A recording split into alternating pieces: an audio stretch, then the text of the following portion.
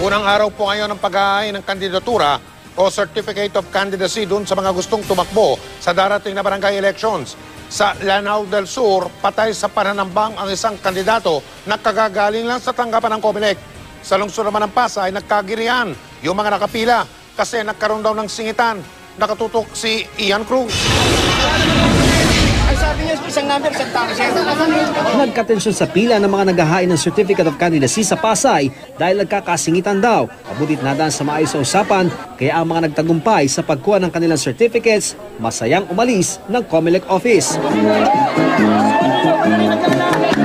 Sa COMELEC Manila, mala fiesta ang eksena. Dagsana ang mga naghain ng kanilang COC. Maigpit naman binubusisi ng COMELEC ang mga dokumentong isinusumite ng mga kandidato. Hinigpitan daw kasi nila ang pagpatupad ng 3-term limit ng barangay officials. Meron na kaming list, no, kung sino yung mga third termers na yan o yung mga last term na, no.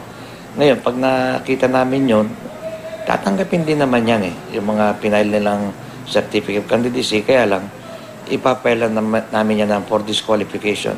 Kasi motu proprio, i-disqualify na yun ng COMELEC. Sa website ng COMELEC, naka-upload na ang listahan mula sa DILG ukol sa mga punong barangay sa buong bansa na nagsilbi ng 3 o higit pa na magkakasunod na termino upang maging gabay ng publiko sa eleksyon.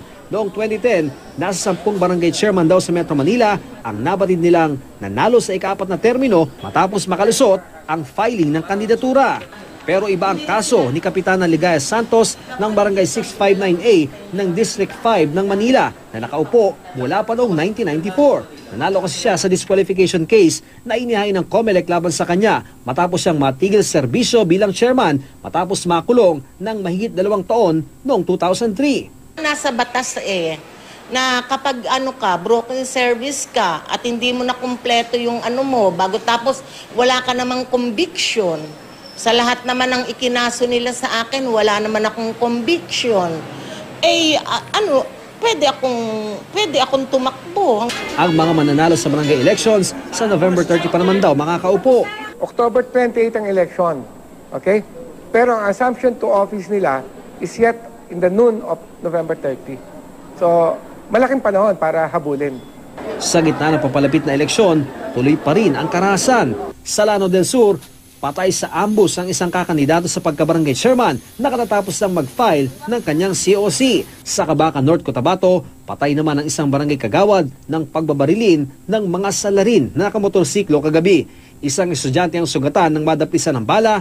Politika ang isa sa mga tinitingnan motibo dahil kakandidato raw muli ang nasawing kagawad. Ian Cruz, Nakatutok, 24 Oras.